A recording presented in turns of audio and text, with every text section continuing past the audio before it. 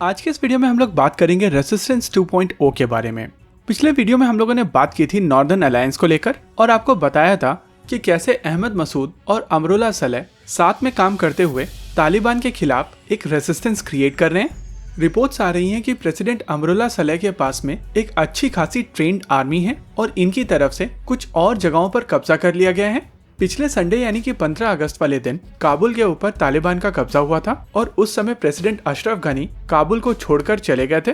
तब के प्रेसिडेंट अशरफ गनी के काबुल छोड़ने के बाद में कॉन्स्टिट्यूशन के हिसाब से वाइस प्रेसिडेंट अमरुल्लाह सलेह वहां के केयर टेकर प्रेसिडेंट बन गए हैं और ऑफिशियली अफगान आर्मी उनको रिपोर्ट कर रही है।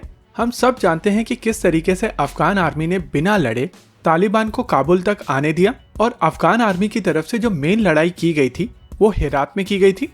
इस चीज से एक चीज समझ में आती है कि अफगान आर्मी लड़ने में केपेबल थी, लेकिन लीडरशिप की तरफ से तालिबान के खिलाफ लड़ाई की ही नहीं गई और इसी वजह से जो कमांडर्स हैं जो तालिबान के खिलाफ लड़ना चाहते थे वो लोग अब धीरे धीरे करके रेसिस्टेंस 2.0 के साथ में जुड़ रहे हैं। अभी आप अपनी स्क्रीन के ऊपर तालिबान का प्रोविंशियल मैप देख सकते हैं और इस मैप में आप पंजशीर को एक रेड एरो की मदद से देख सकते हैं। अमरुल्लाह सलेह, अहमद मसूद और उनके दूसरे कमांडर्स इस समय इसी इलाके में हैं और उनकी तरफ से इस समय परवान इलाके के कुछ डिस्ट्रिक्ट्स को अपने कब्जे में कर लिया गया है। परवान इलाके को अभी आप अपनी स्क्रीन के ऊपर ग्रीन कलर से देख सकते हैं और परवान प्रोविंस काफी ज्यादा क्रूशियल है क्योंकि बगराम एयरबेस इसी प्रोविंस में है। वहीं पर रेसिस्टेंस 2.0 की फोर्सेस बगलान प्रोविंस के कई डिस्ट्रिक्ट्स के ऊपर भी कब्जा कर चुकी है और इसी वजह से अब ये सेटअप काफी ज्यादा इंटरेस्टिंग होता जा रहा है। इस इलाके को भी आप अपनी स्क्रीन के ऊपर लाइट ग्रीन कलर से देख सकते हैं। हालांकि अभी तक इन इलाकों के पूरे डिस्ट्रिक्ट्स के ऊपर रेसिस्टेंस 2.0 की फोर्सेस की तरफ से पूरा कब्जा नहीं किया गया है। इन इलाकों में अभी भी लड़ाई की जा रही है, लेकिन एक बार इन इलाकों के ऊपर अगर कब्जा कंप्लीट हो जाता है तो ये नॉर्दर्न अलायंस 2.0 या कहें रेसिस्टेंस 2.0 को एक बहुत बड़ा मोमेंटम देगा। आइए समझते हैं कैसे। ये चीज हम सब जानते हैं कि मार्शल अब्दुल रशीद दोस्तम और जनरल अता मोहम्मद नूर इस समय उज़्बेकिस्तान में हैं, लेकिन उनके अलावा अफगान एयरफोर्स के लगभग 600 पर्सनल्स इस समय उज़्बेकिस्तान में हैं।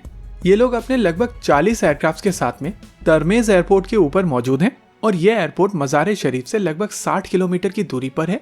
मज़ार शरीफ बालाक प्रोविंस में है, जिसको अभी आप अपनी स्क्रीन के ऊपर येलो कलर की मदद से देख सकते हैं। और एक बार ये एक्सेस कंप्लीट हो जाता है तो रेसिस्टेंस 2.0 की सप्लाईज क्लियर हो जाएंगी और उज़्बेकिस्तान से इन लोगों को सप्लाईज, रिप्लेनिशमेंट और सपोर्ट सब कुछ आसानी से मिलता रहेगा। अभी आप अपनी स्क्रीन के ऊपर ब्राउन कलर से बामियान प्रोविंस को देख सकते हैं।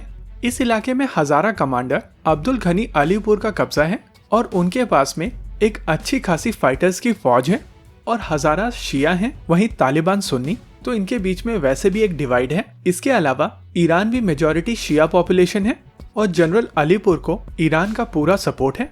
वहीं ईरान की फतेह मियां ब्रिगेड जनरल अलीपुर के सपोर्ट में आने वाले समय में अफगानिस्तान में आएगी, लेकिन उनके लिए जो सबसे बड़ी परेशानी होगी वो होगा हेरात प्रोविंस। इस समय हेरात प्रोविंस के ऊपर तालिबान का कब्जा है और हेरात सिटी में पश्तो पॉपुलेशन काफी ज्यादा है।